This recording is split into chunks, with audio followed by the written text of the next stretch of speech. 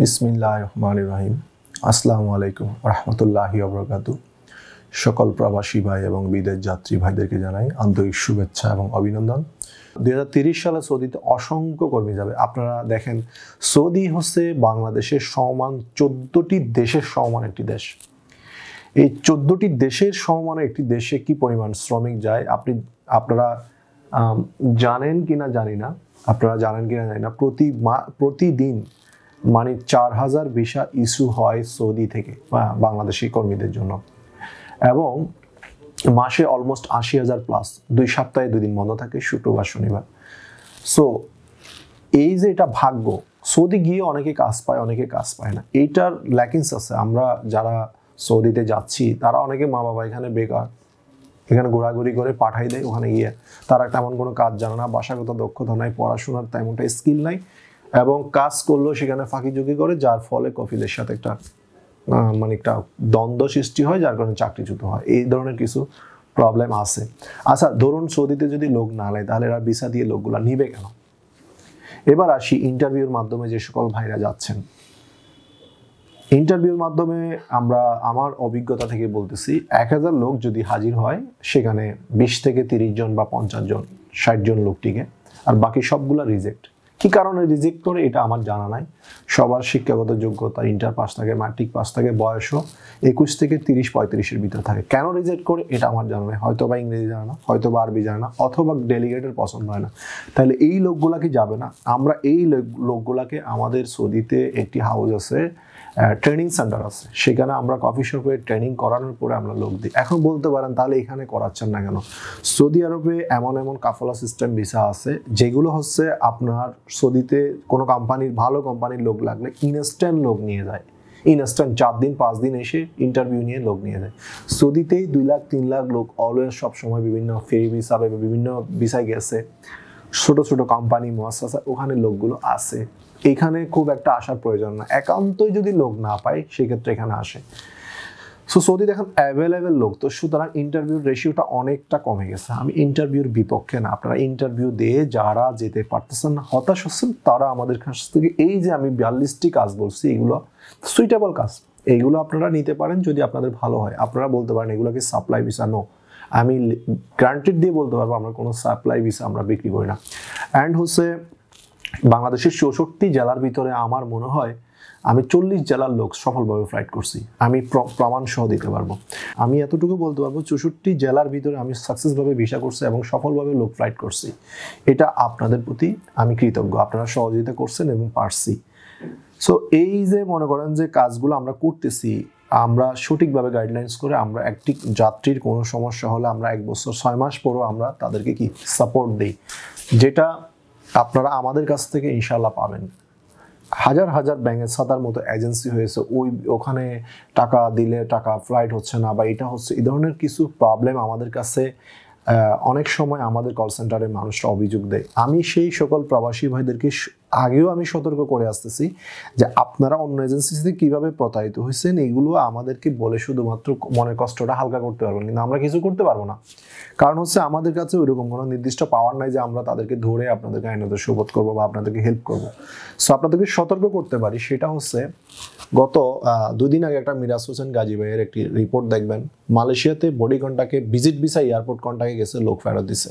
কেন যে আপনারা মালয়েশিয়ার ভিসা খোলা নাই, কেন ভিজিট ভিসায় বিভিন্ন দালালের বিভিন্ন এজেন্টের খপ্পরে পড়ে আপনারা এইগুলা কাজগুলো করতেছেন? আমি বিনীতভাবে অনুরোধ করব, যেই দেশ যখন খোলা সেই দেশে আপনারা ভিসা করেন, যান, ও আপত্তি নেই। সৌদি যেতে হবে এমন কোনো কথা নেই, কিন্তু অথেন্টিক ওয়েতে যান। ইউরোপের ভিসা 1000 বই সাবমিট করলে 50টা হয়। 50টা হয় কিনা সন্দেহ আছে। পারমিট ব্যবসা করে ইউরোপিয়ানরা, পারমিট একটা দেয়, ভিসা দেয় না। তো ওদের যে ভিসাই দিবে না, তা পারমিট কেন দেয় তারা? আমার কথা হচ্ছে, তার পারমিটটা বের করে তৃতীয় পক্ষ, দালাল বা মধ্যমভোগী যারা আছে, তারা টাকাটা নিয়ে তারা নিজের মতো করে খরচ করে। পারমিট বের করতে খরচ হয় 20-30 হাজার টাকা, 40,000 টাকা নিয়ে নেয়, 1-2 লাখ টাকা, পরে টাকাটা দেয় না। আমি নিজে প্রতারিত, আমি নিজে 40-50 লাখ টাকা আমি দিয়ে আমি টাকা ফেরত পাই নাই। আমার এখন মামলা করা ছাড়া কোনো উপায় নেই। সো আমি বেশি কথা বাড়াবো না।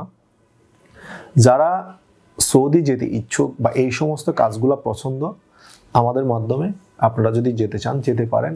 অনেকে বলছে, হাসান ভাই আপনার ভিডিও দেখি না অনেকদিন। ভাই আমার তো একটা কাজ করতে হয় নির্দিষ্ট, ভিডিও করে করে পড়ে থাকলে তো আমি কাজ করতে পারবো না। আমি তো আর ব্লগার না যে প্রতিদিন সন্ধ্যা বিকাল সকাল সাবস্ক্রাইব করে আমার চ্যানেল সাবস্ক্রাইব করেন ওখান থেকে ভিউ করে ভিউ ব্যবসায়ী হব, সেই সুযোগটা আমার আসলে নাই, আর এটা আমি করিও না, এটা আমি করতেও চাই না। আমার যে অডিয়েন্স আছে নির্দিষ্ট অডিয়েন্স, আমি তাদের জন্য ভিডিও করি। তারা মনে করে আমি চুপ হয়ে গেছি বা আসি কিনা দেশে, আসি কিনা দেশের বাইরে, না ভাই 8-10 বছর ধরে তো এই প্ল্যাটফর্মে আসি। আমার ফেসবুক পেজে যান, 2017 সালে পোস্ট পাবেন। আমার চেয়ে আরো ভালো ভালো বিশ্বস্ত এজেন্সি আছে, অনেক ভালো এজেন্সি আছে, আপনারা প্লিজ ওখানে গিয়ে কাজ করেন। কিন্তু আপনারা ব্যাঙের ছাতার মতো হাবি জাবি, যারেল আরএল নাই বা আরএল থাকলেও তারা নির্দিষ্ট কাজ করার জন্য সক্ষম না বা ট্রাস্টেড না, একটা অফিস করছে কোনো রকম 2-4 জন লোক পাঠাচ্ছে বা ঠিক মতো কাজ দিচ্ছে না, ফ্লাইট করতেছে না, আপনারা এই সমস্ত ব্যাঙের ছাতার মতো যারা এজেন্সি আছে এদের সাথে আমাদের কম্পেয়ার করবেন না, এটা আপনাদের কাছে প্লিজ বিনীতভাবে অনুরোধ। আর আপনারা যেখানে খুশি সেখানে যান, কিন্তু দেখে শুনে যাবেন। তো ওখানে এই হয়েছে ওখানে এই হয়েছে, আমাদের অসংখ্য প্রমাণ আছে। আর আমরা আগে ভিসার টাকা অ্যাডভান্স নিতামও না, আমরা এখনো 80% কাজ শেষ করে তারপর টাকা নিই, আমরা কোনো অ্যাডভান্স নেই না বললে চলে। অ্যান্ড অলসো আমার 200-র উপরে ভিসা, 300-র উপরে ভিসা ক্যান্সেল হয়েছে। আপনারা, আমি পাসপোর্টগুলো বিগত ভিডিওতেও দেখাইছি, এখনো দেখাইতে পারবো। ইউটিউবের গাইডলাইন্সের কারণে আমি নাম, পাসপোর্ট নাম্বার ছবি সহ স্পষ্ট প্রকাশ করতে পারতেছি না, আপনারা এসে সরাসরি দেখে দেন। আমার 200-র উপরে ভিসা ক্যান্সেল আছে, 200-র উপরে। সো এই জন্য আমরা একটা 80% কাজ শেষ করার পরে একটা টাকা আমরা নেই। কিন্তু এই যে ক্ষতিপূরণগুলো, অসংখ্য ক্ষতিপূরণগুলো দিবে কে? পাসপোর্টও নিতে আসে না। আমি প্রবাসী ভাইদেরকে বদনাম করতেছি না, কিন্তু আমাকে সহযোগিতাও তো হাজার হাজার মানুষ করছেন এবং অসহযোগিতাও করছেন, তা আমি দুইজনের প্রতি কৃতজ্ঞ।